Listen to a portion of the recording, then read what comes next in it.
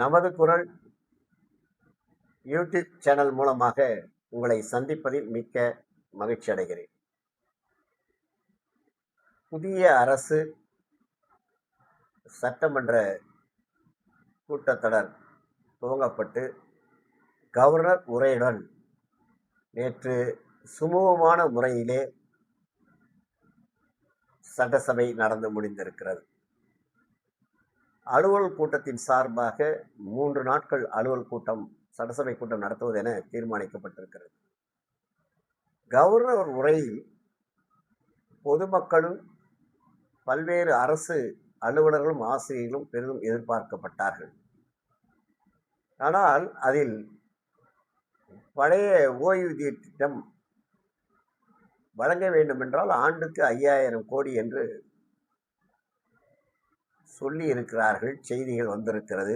அந்த செய்தி எந்த அடிப்படையில் சாராம்சத்தை கொண்டிருக்கிறது, அதில் எத்தனை உண்மை இருக்கிறது என்பதையெல்லாம் பல்வேறு கோணங்களில் அலசி கொண்டிருக்கிறார்கள். ஆக பழைய ஓய்வூதிய திட்டம் என்பது அரசு அலுவலர்களுக்கும் ஆசிரியர்களுக்கும் இடைநிலை ஆசிரியர்களுக்கும் தற்பொழுது புதிய ஓய்வூதிய திட்டத்திலே இருப்பவர்களுக்கும் பழைய ஓய்வூதிய திட்டம் வழங்கினால் எவ்வளவு செலவாகும் என்பதையெல்லாம் இரு கூட்டமைப்பின் சார்பிலும் தெளிவாக கடந்த ஆட்சியாளரிடம் தெரிவிக்கப்பட்டிருக்கிறது. அதன் தலைவராக இருந்த அரசு அதிகாரியிடத்திலும் தெரிவிக்கப்பட்டிருக்கிறது. எனவே இந்த செய்தி ஒரு உண்மைக்கு மாறான செய்தியாகத்தான் அறிந்து கொள்ள முடிகிறது. ஆக இன்றைக்கு கூட்டத்திலே காவிரி நதிநீர் சம்பந்தமாக அனைத்து கட்சிகளும் எதிர்ப்பின்றி ஒருமனதாக தீர்மானம் நிறைவேற்றப்பட்டு நதிநீர் நடுவர் குழுவிடமும் மத்திய அரசிடம் அளிப்பதாக சட்டமன்றம் முடிந்திருக்கிறது. இது தொடர்ந்து 50, 60 ஆண்டு காலமாக கர்நாடகாவுக்கும் தமிழகத்திற்கும் தொடர்ந்து நீடித்து வரும் பெரும் மோசமான ஒரு சூழ்நிலையாக கருதப்படுகிறது. கர்நாடகத்தில் குறிப்பாக மழை பெய்து அதிகமான தண்ணீர் வந்த பிறகு அந்த தண்ணீர் இங்கே ஒகேனக்கல் மூலமாக வெளியேறி அதனுடைய உபரி நீர் மேட்டூர் அணைக்கு வருகிறதே தவிர அவர்கள் காவிரி நீர் நதிநீர் ஒப்பந்தத்தில் கையொப்பமிட்டமாறு நமக்கு தவறாமல் அந்த டிஎம்சி தண்ணியை கொடுக்கக்கூடிய சூழல் ஏற்பட்டால் இன்றைக்கு நமக்கு பஞ்சம் இருக்காது. இன்னைக்கு மேட்டூர் அணையிலே குறைந்த அளவிலான தண்ணீர் இருக்கிறது. மழை கர்நாடகத்தில் நன்றாக பெய்து கொண்டிருக்கிறது. தமிழகத்திலே ஒரு சில பகுதியில் மழை நன்றாக பெய்து சில ஆறுகள் நிறைந்திருக்கிறது. ஆனால் பெரும்பான்மையான இடங்களிலே மழைகள் இன்னும் பெய்யவில்லை. எனவே தமிழக அரசு தீர்மானத்தோடு நிறுத்தி விடாமல் நதிநீர் குழுவிடம் தன்னுடைய நியாயத்தை கேட்டு பாரத பிரதமரிடம் அழுத்தத்தை கொடுத்து தேவைப்பட்டால் நீதிமன்றத்திலே வழக்காடி நமக்குரிய நீரை பெற்றிட வேண்டும் என்பதுதான் பொதுமக்களுடைய விவசாயிய மிகப்பெரிய ஒரு பேச்சாக பேசப்பட்டு கொண்டு வருகிறது. அதை போலவே தமிழ்நாட்டில் பருவமழை இன்னும் துவங்கவில்லை. பல்வேறு மாவட்டங்களில் பெய்து கொண்டிருக்கிறது. ஆனால் துவங்கிவிட்டால் ஏற்கனவே விளைச்சலாக்கப்பட்டு நெல்மணிகள் தரையிலே கொட்டப்பட்டு மூட்டை மூட்டைகளாக அடுக்கி வைக்கப்பட்டிருக்கிறார்கள். சிறிது மழை பெய்தால் கூட அந்த நெல்மணிகளுக்கு பாதிப்பு உண்டாகக்கூடிய சூழலை பல்வேறு விவசாயிகள் தெரிவித்துக் கொண்டிருக்கிறார்கள். எனவே இந்த விவசாயிகளுடைய நிலையெல்லாம் மழை வருவதற்கு முன்பாகவே காக்கப்பட வேண்டும். ஒரு ஆபத்து வந்த பிறகு அவர்களுக்கு பரிகாரம் தேடுவதை விட முன்பாகவே முன்கூட்டியே அதனை செய்த வேண்டும் என மக்கள் எதிர்பார்க்கிறார்கள். அதேபோல விவசாய கடன் முழுவதையும் தள்ளிவிடுவார்கள் என்று விவசாயிகள் பெரிதும் எதிர்பார்த்தார்கள். 50,000 என்றிருந்தது, இப்போது 75,000. அதிலே 50 விழுக்காடு 35,000 தள்ளுபடி செய்யப்படும் என்று கூறியிருப்பதைக் கண்டு கூட தமிழகத்தில் உள்ள விவசாயிகள் வெகுண்டு எழுந்திருக்கிறார்கள். அனைத்து இந்திய அண்ணா திராவிட முன்னேற்றக் கழகத்தையும் திராவிட முன்னேற்றக் கழகத்தையும் மக்கள் முற்றிலுமாக புறக்கணிக்கப்பட்டு மாண்புமிகு தமிழக முதல்வர் விஜய் அவர்கள் மீது பெருத்த நம்பிக்கை வைத்து மக்கள் வாக்களித்து இன்றைக்கு ஆட்சி கட்டிலே அமர்த்தி வைத்திருக்கிறார்கள். எனவே மக்களுக்கு அளிக்கப்பட்ட மிகப்பெரிய உறுதிகளை நீங்கள் நிறைவேற்ற வேண்டும் என மக்கள் எதிர்பார்க்கிறார்கள். வெள்ளை அறிக்கையின் மூலமாக நம்முடைய தமிழ்நாடு எவ்வளவு கடனில் இருக்கிறது, மின்சாரம் எவ்வளவு கடனில் இருக்கிறது, போக்குவரத்து துறை எவ்வளவு கடனில் இருக்கிறது, பொதுத்துறை எவ்வளவு கடனில் இருக்கிறது என்பதையெல்லாம் புள்ளி விவரமாக தெரிவிக்கப்பட்டிருக்கிறது. இதன் வாயிலாக பார்க்கின்ற பொழுது அரசு இவற்றையெல்லாம் தெரிவித்து விட்டது. போக்குவரத்து ஏற்கனவே நஷ்டத்தில் ஓடிக்கொண்டிருக்கிறது. நமக்கெல்லாம் தமிழகம் முழுவதும் மகளிர் பிரயாணம் செய்யக்கூடிய நிலையை அரசு அறிவிக்குமா, அல்லது பயிர்க்கடன் முழுவதுமாக தள்ளுபடி செய்யப்படுமா, மாணவர்களுக்கு 4,000 ரூபாய் கொடுப்பார்களா, திராவிட முன்னேற்ற கழகத்திலே 1,000 ரூபாய் என்பதை இந்த அரசு 2,500 ரூபாய் வழங்கிவிடுமா, வீட்டுக்கு ஒரு இளைஞருக்கு பைக் வழங்கப்படும் என்று சொன்னார்களே அது வழங்கப்படுமா, தாலிக்கு தங்கம் என்று சொன்னார்களே வழங்கப்படுமா, சீர்வரிசை கொடுக்கப்படும் என்று சொன்னார்களே கொடுக்கப்படுமா போன்ற பல்வேறு கேள்விகளை மனதிலே போட்டுக்கொண்டு தற்பொழுது மக்கள் குழப்பிக் கொண்டிருக்கிறார்கள். எனவே வருகின்ற சட்டமன்ற கூட்டத்தொடரிலே நீங்கள் எதை செய்ய வேண்டுமோ அதை தெளிவாக சொன்னால் மக்களுக்கு ஒரு விழிப்புணர்வு ஏற்படுத்தப்படும். ஆண்டாண்டு காலமாக இலவசம் என்ற பெயரில் நம்முடைய தமிழ்நாடு வளர்ச்சி பெற்றிருந்தாலும் கூட கடனிலே இருக்கின்ற சூழல் இருக்கிறது. மக்கள் நலன் ஒரு பக்கம் இருந்தாலும் அவர்களுக்கு இலவசம் இலவசம் என்று சொல்லி சொல்லி சொல்லி அதற்கு பின்னால் அந்த இலவசம் தள்ளுபடி செய்யப்படுமா என்ற எதிர்பார்ப்பை உண்டாக்கிய விளைவாக இன்றைக்கு தமிழக அரசு பெருத்த கடனில் இருக்கிறது. எனவே இலவசங்கள் மூலமாக இன்னும் எவ்வளவு கடன் வாங்கி உங்களுக்கு நாங்கள் அளிக்க வேண்டிய சூழல் இருக்கிறது. இதனால் மேலும் தற்பொழுது ஒரு தலைக்கு 2,50,000க்கு மேல் கடன் இருக்கிறது. மீண்டும் நாங்கள் கடன் வாங்கி உங்களுக்கு கொடுத்த வாக்குறுதியெல்லாம் நிறைவேற்ற வேண்டுமானால் இன்னும் எத்தனை லட்சம் கடன் வாங்க வேண்டி இருக்கிறது. அந்த கடன் மூலமாக உங்களிடத்தில் நாங்கள் வரியை போட வேண்டிய சூழல் இருக்கிறது. போக்குவரத்து கட்டணத்தை உயர்த்த வேண்டிய சூழல் இருக்கிறது.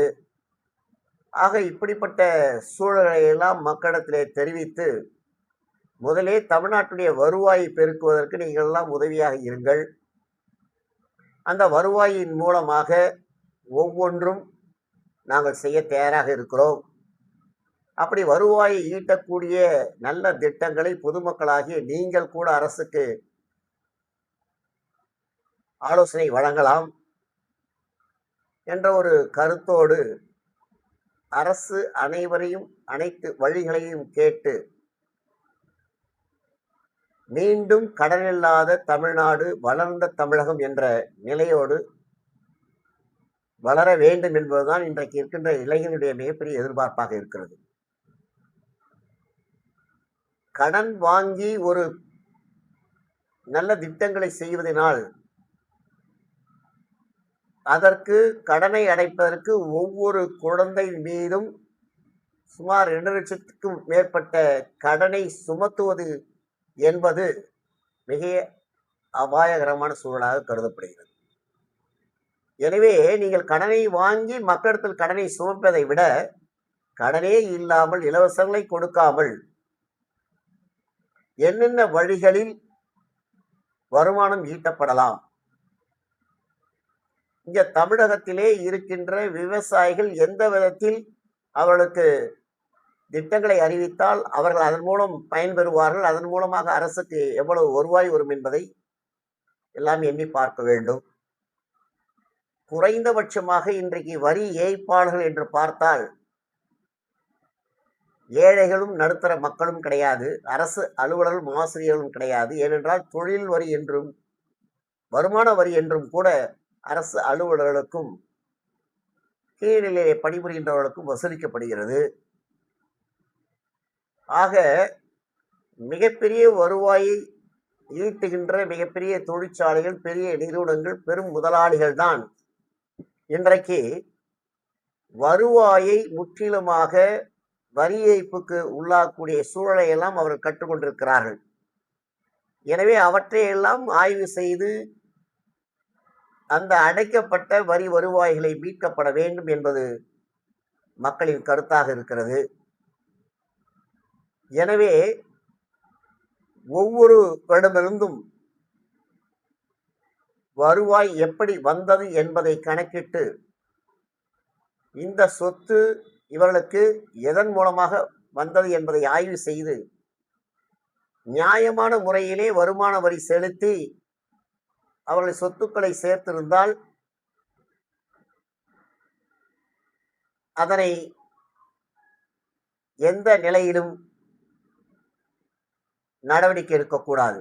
ஆனால் வரவே வராமல் ஆடிட்டர் மூலமாக ஒவ்வொரு ஆண்டும் வரியை கட்டிவிட்டு சொத்துக்களை சேர்த்து வைத்திருக்கின்ற அரசாங்கத்தை ஏமாற்றக்கூடிய யாராக இருந்தாலும் அவர்களிடமிருந்து பறித்து அரசாங்க கஜானாவில் சேர்க்க வேண்டும் என்பதுதான் இன்றைக்கு இளைஞருடைய கருத்தாக இருக்கிறது.